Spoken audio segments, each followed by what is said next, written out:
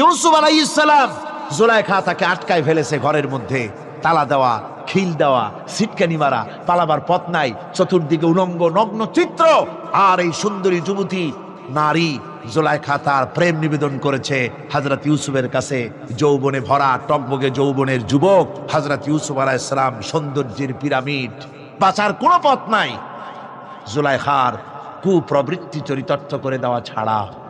কিন্তু হযরতে ইউসুফ আলাইহিস সালাম আল্লাহ রাব্বুল আলামিনকে ডাকলেন, হতাশায় ভেঙে পড়লেন না, আল্লাহকে ভয় করলেন, আল্লাহকে ডাকলেন।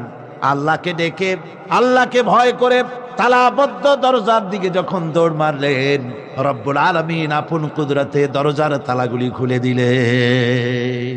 ভাইরা আমার, এভাবে করে মুমিনেরা কখনো হতাশ হয় না। ফাইন্না মাআল উসরি ইউসরা, ইন্না মাআল উসরি ইউসরা। মনে রাখতে হবে, দুঃখ কষ্টের সাথে